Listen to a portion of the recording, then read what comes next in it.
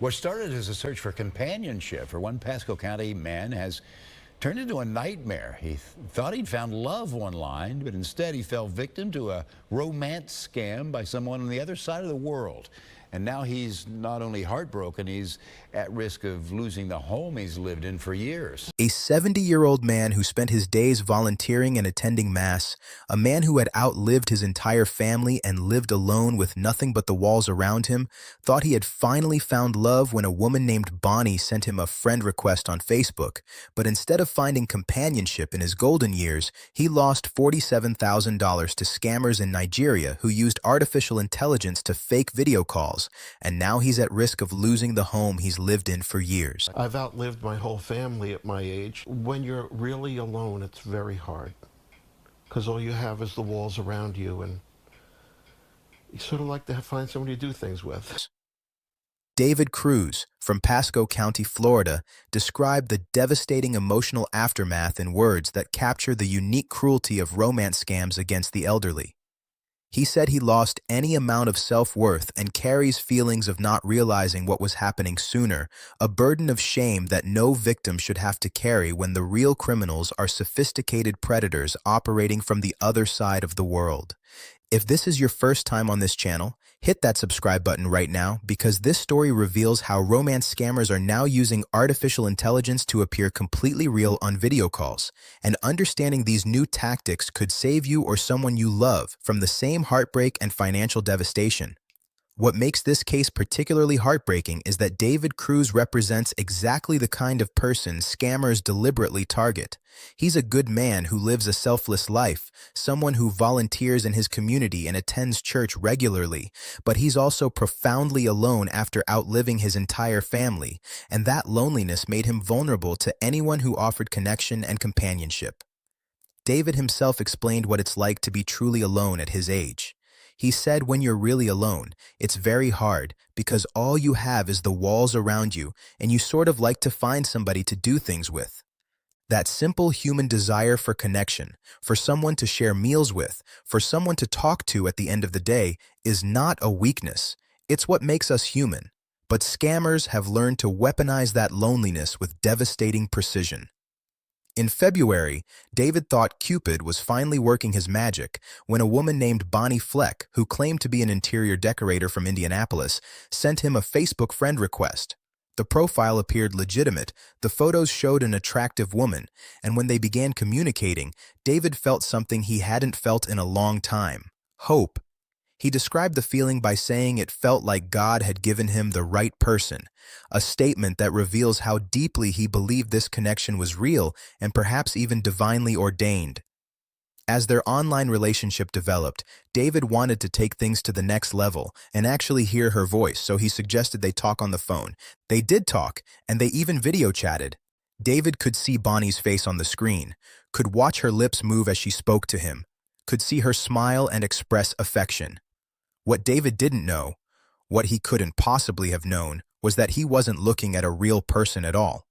The video calls were generated by artificial intelligence. Hello, David Cruz. It's me, Bonnie. I love you with all my heart. Sophisticated deepfake technology that can create realistic moving images of people who either don't exist or whose likeness has been stolen.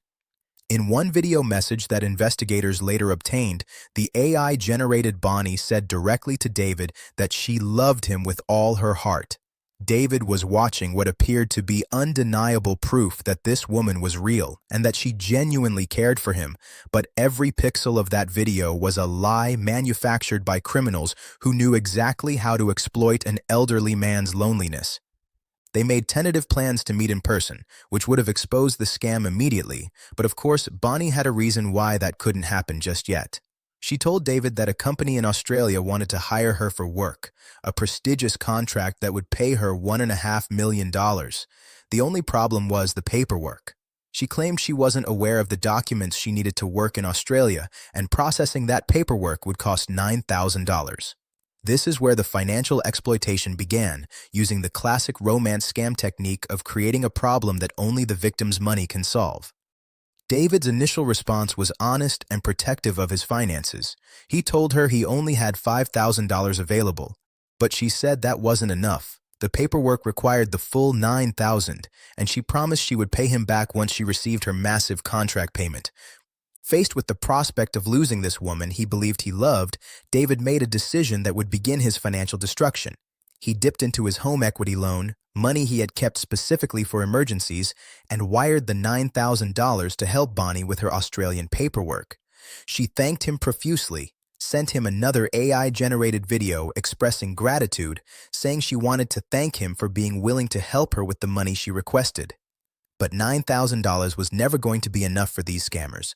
It was just the beginning. After receiving the first payment, Bonnie came back with another request. She said she needed another $25,000.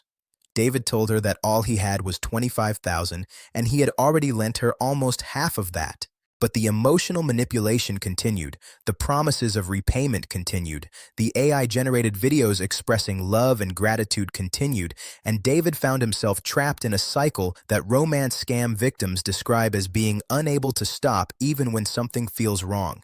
This time, the scammers added another element that should have been a massive red flag. They asked David to send the money through a Bitcoin QR code. Cryptocurrency transactions are extremely difficult to trace and nearly impossible to reverse, which is exactly why scammers prefer them. By the time the financial bleeding stopped, David had sent a total of $47,000 to someone named Bonnie Fleck who didn't exist, to an interior decorator from Indianapolis who was actually a criminal operation based in Nigeria, to a woman he had video chatted with who was nothing more than artificial intelligence designed to steal his money and break his heart. The discovery came when David, perhaps sensing something was wrong or perhaps just overwhelmed by the financial damage, filed a report with the Pasco County Sheriff's Office. He provided detectives with dozens of screenshots documenting his communications with Bonnie, every message, every promise, every request for money, every AI-generated video declaration of love. When investigators traced the Bonnie profile back to its source, they discovered it originated in Nigeria, one of the global hotspots for romance scam operations, where criminal enterprises run these schemes like businesses, targeting vulnerable people around the world with fake profiles and manufactured emotions. David described his reaction when he realized the full truth of what had happened. He said he thought he was going to lose everything he has. And that fear is not unfounded, because he dipped into his home equity loan to fund the scam. The same home he's lived in for years is now at risk. The money he sent to Nigeria wasn't extra savings or disposable income. It was the financial security of his home, and recovering from that kind of loss at 70 years old is extraordinarily difficult. Beyond the financial devastation, David carries an emotional burden that may never fully heal. He spoke about losing any sense of self-worth, about the feelings of not realizing what was happening sooner. This is the shame that scammers count on, the embarrassment that keeps victims silent and prevents them from warning others. But David made a different choice. He decided to share his story publicly, not because he's proud of what happened, but because he hopes his experience will inspire others his age not to fall for something like this. Here are the critical warning signs from David's case that everyone needs to understand, especially those with elderly loved ones who may be active on social media. First, be extremely cautious of unsolicited friend requests on Facebook or any social platform, particularly from attractive strangers who immediately express romantic interest. Second, understand that video calls are no longer proof that someone is real. Artificial intelligence can now generate convincing video of people who don't exist, complete with moving lips, facial expressions, and emotional delivery. Third, any online romantic interest who cannot meet in person and always has excuses for why meetings must be postponed is almost certainly not who they claim to be. Fourth, requests for money to solve problems, paperwork fees, medical emergencies, travel costs, business investments are the universal sign of a romance scam, regardless of how convincing the story sounds. Fifth, any request to send money via Bitcoin, cryptocurrency, wire transfer, or gift cards should immediately end the relationship because legitimate romantic partners don't ask for untraceable payments. Sixth, promises of repayment from large upcoming payouts, contracts, inheritances, investments are designed to make victims feel like they're making a temporary loan rather than being robbed. If you found this story important and you want to protect the people you care about from similar devastation, please subscribe to this channel and share this video with everyone who needs to see it. David Cruz did nothing wrong except be lonely and want companionship, and criminals halfway around the world exploited that beautiful human need to steal $47,000 and potentially his home.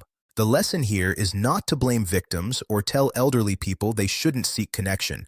The lesson is that we need to have honest conversations with our loved ones about these scams. We need to help them understand that video calls can now be faked with AI, and we need to create an environment where they feel comfortable asking family members to verify online relationships before any money changes hands.